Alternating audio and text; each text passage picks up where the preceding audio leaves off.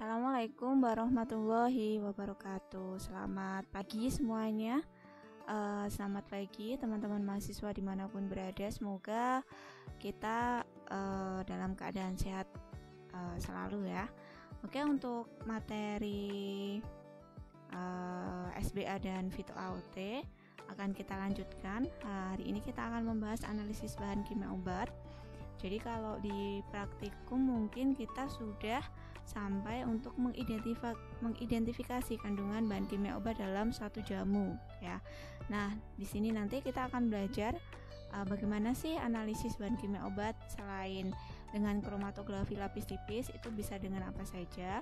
Kemudian bahaya bahan kimia obat dalam bila dicampurkan dalam suatu sediaan obat tradisional, dan juga nanti kita juga akan belajar tentang peraturan perundang-undangan yang terkait dengan bahan kimia obat tersebut. Oke, untuk menyingkat waktu langsung saja kita masuk ke materinya.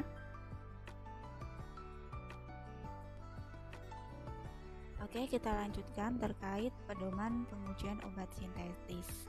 Jadi di sini ada beberapa peraturan atau ada peraturan terkait pengujian obat sintetis, yaitu tertuang pada Permenkes nomor 179. Di situ disebutkan dalam salah satu pasal dari Permenkes nomor 179 Menkes ini, itu tidak boleh atau tidak dibenarkan untuk memproduksi obat tradisional yang mengandung kemoterapeutik. Jadi tidak boleh ya, obat tradisional itu mengandung bahan-bahan atau mengandung obat yang di situ tujuannya untuk kemoterapeutika. Di sini yang dimaksudkan kemoterapeutika dalam undang-undang ini itu adalah obat sintetis atau bahan kimia yang memiliki fungsi sebagai obat yang di situ termasuk dalam golongan narkotika dan juga golongan obat keras. Jadi penggolongan obat tadi kan ada obat keras, kemudian obat bebas, dan juga narkotik psikotropik. Nah, di sini kalau kemoterapeutika yang dimaksud itu dia tidak termasuk dalam obat yang termasuk dalam narkotika dan juga obat keras yang lain. Selanjutnya, bahan obat sintetis yang ditambahkan itu biasanya berupa senyawa atau zat yang khasiatnya sama. Jadi bisa berupa senyawa atau bisa berupa zat berkhasiat, di mana senyawa atau zatnya itu memiliki khasiat yang sama atau sesuai dengan kegunaan obat tradisional tersebut. Jadi katakanlah obatnya itu untuk obat tradisionalnya itu untuk penurun demam. Nah, di sini ditambahkan dengan paracetamol misalnya. Jadi selain itu juga mudah diperoleh gitu ya, dan juga harganya tidak mahal. Untuk pengujian bahan obat sintetik itu harus diperhatikan dosis lazim ya. Ada beberapa obat yang memiliki dosis tunggal, dosis lazim, dosis pemakaian. Di situ selain dosis pemakaian juga dilihat dosis lazim dari bahan obat sintetik yang di situ mungkin ditambahkan pada obat tradisional. Nah, ini harus diketahui dan juga dipelajari lebih lanjut gitu kan. Nah, beberapa bahan obat sintetik yang mungkin saja. Jadi di slide ini akan dicontohkan beberapa obat sintetik yang ditambahkan pada obat tradisional, yaitu yang pertama adalah jamu turun panas gitu ya. Jamu ditambahkan pada beberapa jamu turun panas, ada 4 di situ. Contohnya adalah turunan asam salisilat. Ada, bisa Anda baca sendiri ya di slide tersebut, yang termasuk turunan asam salisilat apa saja yang ada, termasuk asam atau garamnya, terkait kelarutan atau pelarut yang digunakan dalam suatu sediaan tersebut. Kemudian turunan pirazolon dan juga pirazolidinedion gitu ya. Di situ termasuk antalgin, phenylbutazon itu adalah turunan pirazolon kan. Selanjutnya adalah turunan H-arilan tratinat. Nah, di sini masuk ke golongan ini adalah asam mefenamat yang sudah familiar sekali ya kita asam mefenamat untuk analgetik antipiretik itu kan. Kemudian asam frumenamat satu golongan dengan asam mefenamat. Selanjutnya adalah turunan anilin dan juga para aminofenol. Contohnya adalah asetanilit, kemudian fenacetin ya, aminofenol di sini, kemudian acetaminofen itu juga turunan anilin dan juga para aminofenol. Nah, obat-obat sintetis yang dicontohkan di slide ini itu adalah termasuk ke dalam biasanya ditambahkan pada jamu untuk menurunkan demam atau jamu turun panas. Untuk BKO yang sering ditambahkan pada jamu sakit kepala atau sakit pinggang dan lain-lain itu adalah golongan analgetik ya.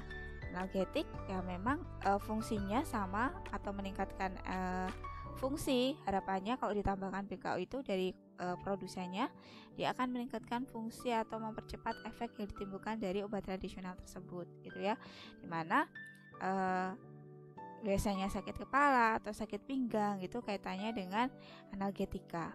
Nah, beberapa contoh yang BKO yang sering ditambahkan gitu adalah acetaminophen gitu ya, setosal, asam mefenamat itu sering sekali digunakan, fenacetin, phenylbutazone dan juga antalgin. Untuk jamu influenza itu biasanya obat yang digunakan itu adalah golongan antipiretika dan juga analgetik. Termasuk juga golongan antihistamin di situ CTM itu ya, yang memang menyebabkan ngantuk gitu kan kalau CTM. Kemudian difenhidramin, karbinoxamina dan lain sebagainya. Nah, di sini memang sama seperti jamu sakit kepala atau poin kedua tadi. Di sini ditambahkan BKO yang di situ meningkatkan atau mempercepat efek dari jamu tradisional, di mana BKO yang ditambahkan memiliki kegunaan yang sama dengan obat atau jamu tradisional yang diproduksi itu. Yang selanjutnya adalah jamu batuk. BKO yang sering ditambahkan adalah golongan antihistamin. Yang kedua golongan antitusif ya, antitusif pereda batuk kering, ekspektoran batuk berdahak. Contohnya dextro gitu ya. Dextro termasuk obat keras yang tidak diperjualbelikan secara bebas. Kemudian ada GG dan juga natrium nitrat. GG untuk melegakan pernafasan ya. Kemudian golongan dekongestan, PPA, penilpropanolamin, phenylephrine, ephedrine, epinephrine. Nah, ini golongan dekongestan. Selanjutnya adalah jamu anti asma, kebalik ya, bukan anti asama tapi anti asma. Nah, di sini BKO yang ditambahkan dia memiliki sifat sinergis terhadap obat tradisional tersebut. Tapi walaupun sinergis dalam hal ini mempercepat efek terapi yang ditimbulkan, tetapi bahayanya juga banyak kan. BKO tadi kita sudah membahas bagaimana dosis penambahannya pada obat tradisional, bagaimana efek yang ditimbulkan karena mengkonsumsi obat tradisional yang mengandung BKO, di mana efek itu bisa serius jika mengkonsumsi jamu tradisional yang mengandung BKO itu dalam jangka panjang. Contohnya adalah golongan santin, kemudian ephedrine, papaverin itu masuk anti asma ya, yang memang theophylline gitu sering sekali digunakan untuk obat anti asma. Kemudian kortikosteroid dan juga golongan antihistamin. Selanjutnya jamu rematik, pegalino ataupun encok. Tadi sudah disinggung di atas adalah golongan analgetika. Kemudian ditambahkan dengan penambahan BKO dari golongan kortikosteroid, ada juga dari golongan antiinflamasi. Contohnya phenylbutazone, kemudian diclofenac, asam mefenamat lagi-lagi ya di sini karena memang kegunaannya luas. Yang ketujuh adalah anti malaria. Nah, ini golongan kinina dari kulit kina itu kan. Kininan kortek gitu. Kemudian dan juga anti malaria. Contohnya kinina, kloroquine gitu ya, dimana kloroquine kemarin sempat heboh gitu ya karena ada yang mengatakan bahwa dia dapat digunakan sebagai obat COVID gitu ya, pada kenyataannya belum dilakukan penelitian lebih lanjut baik secara klinik ataupun praklinik. Kemudian primetamin ini adalah contoh sediaan atau obat-obatnya itu kan. Kemudian yang 8 jamu penenang atau anti gelisah. Nah, biasanya ansietas gitu ya.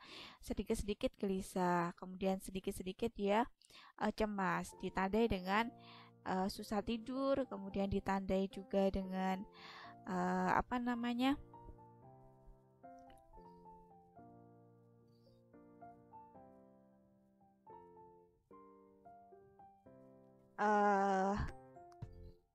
ansietas tadi ya, susah makan, cepat, kemudian diare juga bisa merupakan indikasi dari gelisah gitu kan. Nah, golongan BKO yang ditambahkan adalah golongan barbiturat, luminal gitu ya, luminal termasuk narkotik psikotropik gitu kan, alobarbital, diazepam juga, tranquilizer gitu ya, ya termasuk narkotik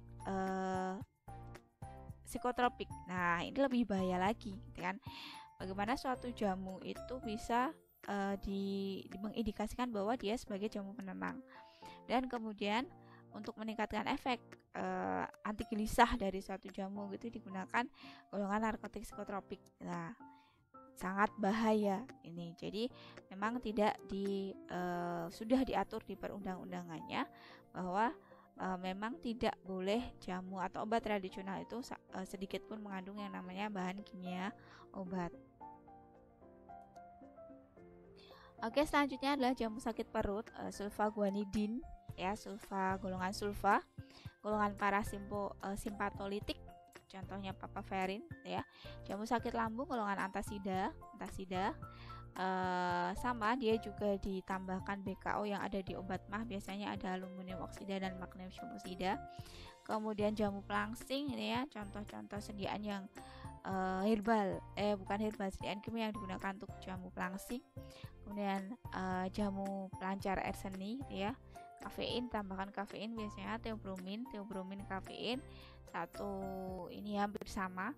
Kemudian HCl, furosemid dan lain sebagainya. Kemudian jamu sariawan vitamin C juga bisa merupakan BKO, bisa karena dia merupakan obat kimia gitu ya. Jamu cacingan, santonin, piperazin, pirantel palmoat, obat cacing ya. Pirantel palmoat itu terdapat pada saya sebut merek itu Combantrin, Convermax ya, memang dia digunakan untuk obat cacing. Makanya dimanfaatkan juga untuk menyembuhkan atau mengurangi sakit karena cacing gitu ya. Kemudian jamu kuat, nah ini vitamin B1, besi, garam, sildenafil sitrat. Nah, ini kan sering sekali ya untuk kasus sildenafil sitrat ini ditambahkan pada jamu kuat. Jamu epilepsi gitu ya, golongan barbiturat, idantoin, asetil-urea dan lain sebagainya. Jamu eksim atau dermatitis, asam salisilat, resorcinol, asam benzoat. Nah, ini beberapa produk KO yang juga ditambahkan pada jamu yang sama, efek dari obat kimia tersebut selaras dengan jamunya tersebut. Jadi harapannya memang efek yang ditimbulkan lebih cepat tadi ya, cespleng, kemudian mujarab, kemudian cepat sembuh. Itu bukan ciri kalau dia menggunakan jamu gitu ya. Jadi ini juga harus diperhatikan. Oke, tren penggunaan bahan kimia obat di dalam obat tradisional itu ya, ada indikasi obat dan juga kandungan BKO-nya. Kalau asam urat dan nyeri ini merupakan sedikit rangkuman dari beberapa keterangan yang ada di atas gitu kan. Asam urat, nyeri tulang, biasanya tambahkan paracetamol, phenylbutazol. Ini memang kandungan BKO yang paling sering, jadi tidak semua ditampilkan. Penggemuk badan juga dexamethasone. Kenapa Bu bisa digunakan penggemuk badan? Karena penggunaan efek jangka panjang dari dexamethasone itu dapat menyebabkan moon face gitu ya, wajahnya gemuk, tapi gemuknya tidak sehat karena bukan karena kandungan air gitu kan, berarti gemuknya tidak sehat. Nyeri telat bulan gitu ya, minum obat tradisional malah dikasih paracetamol gitu kan. Kemudian sildenafil sitrat untuk jamu kuat lelaki biasanya, pegalinu, piroxicam kita tahu biasanya di combine dengan vitamin B kompleks untuk mengurangi pegalinu gitu kan. Paracetamol sakit gigi, pelangsing, silbutramin HCl. Nah ini juga banyak kasus bahkan sampai menyebabkan kematian gitu ya, karena mengonsumsi jamu pelangsing dalam kurun waktu yang lama, dimana jamu itu ada tambahan silbutramin HCl. Nah ini sangat berbahaya sekali.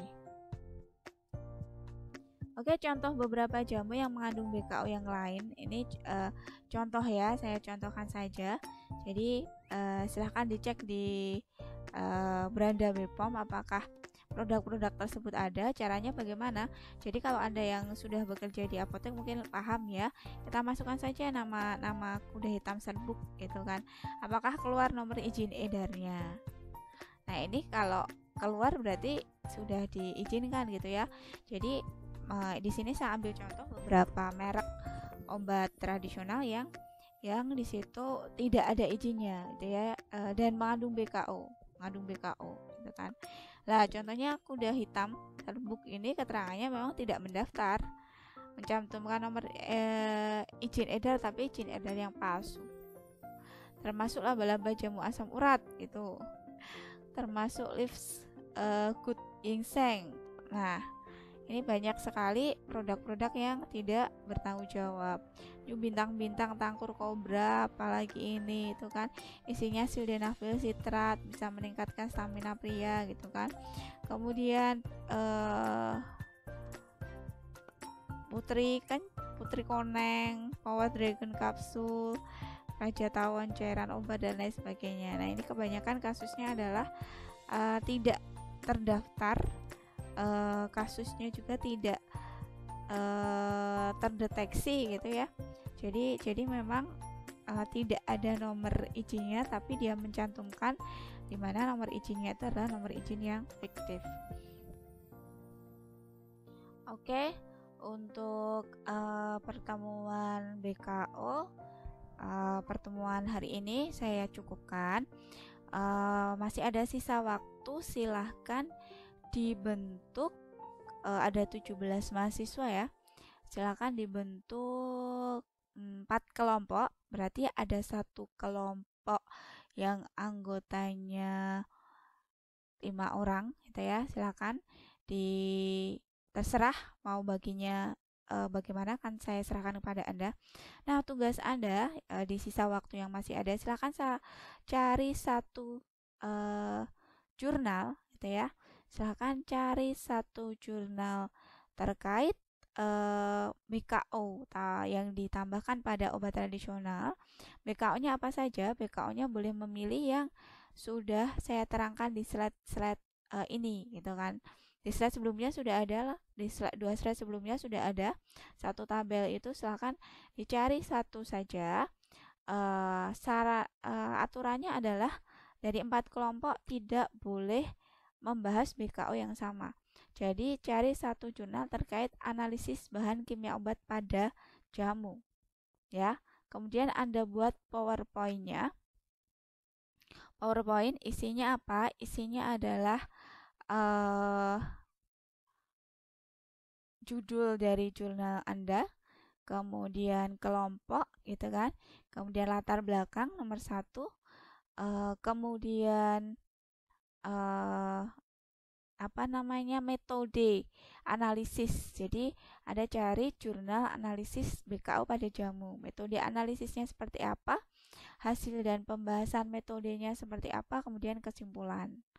Daftar pustakanya nanti Anda buat hyperlink dari jurnal yang Anda gunakan, diperlinkkan.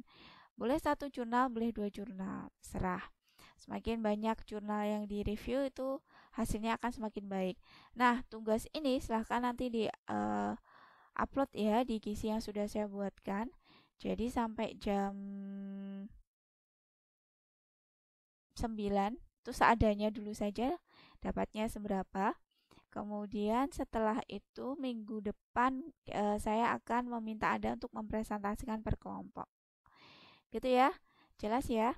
Oke, kalau sudah jelas, terima kasih atas perhatiannya. Assalamualaikum warahmatullahi wabarakatuh.